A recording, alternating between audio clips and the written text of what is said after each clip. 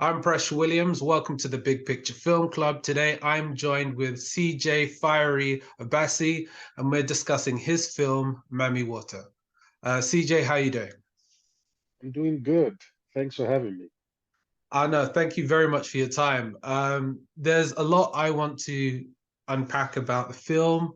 I thought it was amazing how you weaved in multiple themes from traditionalism versus modernity, the effects of war, family dynamics, destiny, and it's kind of all intertwined, all interlocked in this beautiful narrative. Um, I just wanted to kind of start at the very, very beginning. And for our audiences who might not be quite familiar, can you give like a brief or a summary about what Mami Wata is in terms of a belief system, if you would call it that? Yeah, Mami Wata is a deity that I would say has its roots from Western and Central African culture and tradition. But obviously, like you said, this belief system has transcended the idea of a belief system. In fact, it's more or less religion, and central to people's philosophies, and not just in Western and Central Africa, but even in the diaspora. You know, you have parts of Latin America, the Caribbean, and so on and so forth. So there's a the belief system around Mami Water um, is part it's part mythology, part folklore, um, but it's also rooted in the very traditions of the people. So you would have very specific ethnicities and very specific tribes that identify Mami Water, even though they might have a different name Right. within their language. But what I found always intriguing to me about the name Mami Water is that despite how diverse Western and Central Africa is, you know, in terms of culture, ethnicity, even language, Hmm. everyone seems to identify with Mami Water and the name Mami Water. And so I always found that to be sort of like a unifying belief system. And in then sort of constructing the film, one like why did you think now was the right time for the film, or and how did it come about? I wouldn't say I was thinking of it in terms of whether it was the right time. I mean, I conceived the film in 2016. Hmm. And even then, I thought I would make it like maybe within a year of that. But the project itself seemed to have a spirit of of its own, Yeah. and it demanded more time. It demanded more time of me, um, not just in terms of the logistics of it, certainly that, but also in terms of me proving myself able to or capable to tackle that. I think within those 7 years, I matured as a storyteller and as a filmmaker, to be able to to grasp the full meaning, maybe not the full meaning, but at least to have a full appreciation of what it is that I was making. Um, and visually, the film is oof, a treat. Really amazing in terms of what's been done visually. And so, how, from that aspect, like, what was the decision-making process, or the storyboards, or the influences you wanted to tie and pull together to make that happen? Right off the bat, I wanted to make a visually stunning film. Just I wanted to, like, really, I can't stress this enough. I intentionally told myself that I wanted to make a film that people have never seen anything as visually stunning as this, and this was as soon as I started conceiving the film in 2016.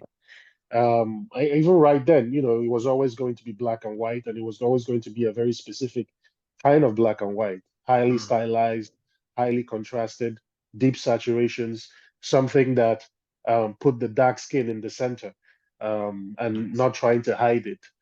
Even make even put the dark skin glorious even in night scenes. That was Yeah. those are the things that were like going on in my head, as far back as even before I figured out the story part of the film. So the aesthetics I already knew and I already understood, but the story, I knew that if I could figure out the story, the aesthetics would be more meaningful. And so I didn't allow the aesthetics to, to go in front, even though um, I was very excited about that, obviously. But I needed to do the work story-wise and to understand the characters and their journey. And I instinctively, I guess, instinctively, I knew that if I could crack that, the aesthetics would make more sense. And I was fortunate to meet the cinematographer.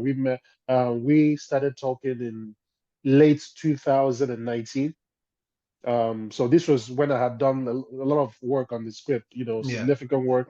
I had a lookbook, a visual treatment, and all of that. And so I sent it to her, and she just was hooked immediately. In fact, the great thing about working with Lilith was that she was already on her own journey as far as figuring out how to reinvent, the aesthetics of African cinema. And so Nice. we immediately saw eye to eye on that, and realized that with this, we were going to try as much as possible to make a visually political statement with the film. Ah, lovely. And in terms of kind of going back to, I guess one of my original thoughts was again this idea versus the traditional versus the modern, and can they uh, can they be in, are they congruent together in terms of culturally? And so in terms of that traditional versus modern battle, if you want to call it that, like how did you see that playing out in the story, and what did you want to communicate to the audience in that regard? Yeah, that for me is really the key. This dichotomy that exists, between modernity and tradition, between, I guess, what you would say, what does it mean if you ask yourself, what does it mean to be an African in Mm, 2023, like in today's world? What does it mean to be dark skinned? What does it mean to be a traditional person versus being a more progressive person? Um, I think that growing up, being born and raised, firstly being born and raised in Nigeria, made me have a very specific point of view regarding tradition and culture. Just in terms of how people interacted with tradition and culture, which mm, for some reason, I always found disturbing, because I grew up reading a lot of Greek, Celtic, Norse literature, and I always drew parallels between those stories and the stories, especially Igbo, for example, between our mm, cosmology, the Igbo cosmology, even the Yoruba cosmology that I got into, all of these pantheons. And yet, when I looked around me, in terms of the society that I was in, I found people, pushed away from these stories and from these very significant aspects of our tradition, and had even a lot of times even a violent reaction to it, mm. and so that bothered me a lot. um, but that was just like, I would say, the birthing seeds. Just being a young person growing up and interacting with how society saw tradition and culture and all of this.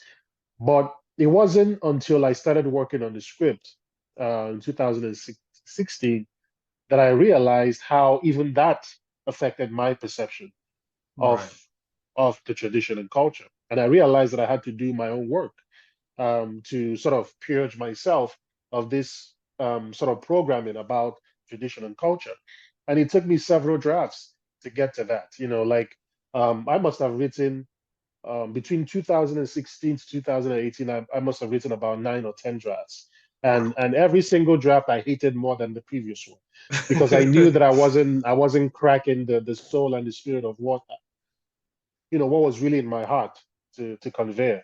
And I remember when we went to the first scripting lab in Burkina Faso, in Ouagadougou, I was just blown away just talking about the project there, in a room full of other African creatives, script consultants, and things. And the reception I got, just talking about the project, was way different from the reception I was getting discussing it in Nigeria. And then Oh, immediately okay.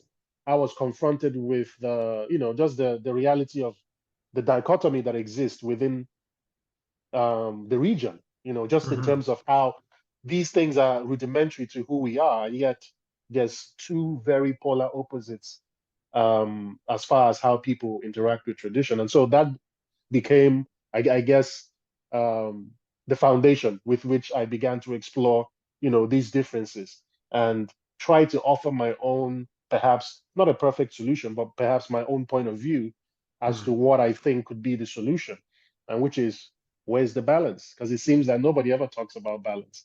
And one way to explore balance is not to say, oh, boom, everybody is crap. It's to, I guess, look at the nuances, the good and the bad from both sides. It's really fascinating, like hearing you talk about that, because kind of hearing your journey, to me, it's kind of like I now draw parallels between that traditional versus modernity journey and how that plays out in the film, and your own personal journey and sort of reaffirming who you are, finding a grounding in your own beliefs, your own culture, Mhm. and the process of going through those scripts. It's you're almost like digging in another layer in yourself, Yeah, in yeah. finding yourself. Wow, and so kind of explain that the sort of difference again you're getting in responses from this sort of the workshop in Burkina Faso, and perhaps your initial responses um, locally.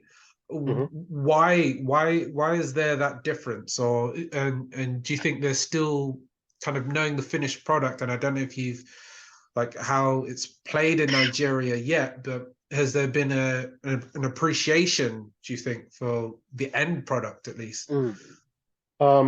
I would say that it's 50-50, as at least as far as the Nigerian space goes. What I have found though, because I mean, I've lived most of my life in Nigeria until the last 3 years or so. I started living in Benin Republic, and that's where we shot the film, right? Mm, And what I found, and not just also in addition to visiting other parts of West Africa, what I found is that even though they have, religion, Christianity, Islam, just like Nigeria, there seems to be what I found lacking that they have in abundance. What I found lacking in Nigeria that other parts of West Africa have in abundance is just a little bit more openness to their tradition and to their culture. They are more receptive. They're not quick to demonize it. I'm not saying they are perfect in that regard, but they are not as quick to demonize culture and tradition as my country, Nigeria. And that's something I've always found, sad. Um, but I wanted to explore that, not in terms of Nigeria is we demonize everything, but just in terms of that dichotomy, mm, why that is the case. I would say that with the reception in Nigeria, it's considering how abysmally marketed it was in Nigeria, the reception has been great. I mean, I've not had a single negative review from the people. I've yeah. not seen. Maybe there is, but I just haven't seen. And for me, that is just very important. Probably even more important than the critical, I would say, because this goes how we receive our own stories is going to be a determining factor um, as to where we go, how far we can go with our storytelling. Because everybody's been, we've been talking about, oh, we have to tell our own stories. We've been Yeah. saying that for years. But film is a business, and commercially, if it doesn't work, you can't do it. So you might have all the, the um, pure motives or whatever, like all the the ideology to tell your own stories, but just on a realistic um, point, you might not be able to do that if it doesn't work Mm, locally. And so, even though it might not have made money in Nigeria, we know the factors that made it not make money in Nigeria. It wasn't because the people didn't want it. In fact, the people wanted it so much that the powers that be were scared that the people wanted it so much. And so that for me is my takeout. It's like we want to see our stories. Yes, we are religious people. Yes, we, you know, but it doesn't take away. We are also very nuanced people. And Yeah. so that for me is what I find what I my takeaway basically. That yes, we for many years we've demonized our culture, we've demonized our tradition, but there's a we exist in a generation that is more open to ways of showing ourselves in a more positive light, even if that means things that might be directly in opposition to, you know, ancient or old enshrined religious beliefs, you know, and all of that. Well, CJ, thank you very much for your time. I really appreciate you having you on, hearing your thought process. And for me, I'm gonna watch the film back because it's given me a sort of a renewed focus on how to view the film. And so, for anyone who's watching this interview and has already seen the film, I advise you to watch it again, share it with a friend. CJ, thank you very much for your Thank time. you so much. Thank you. Appreciate it.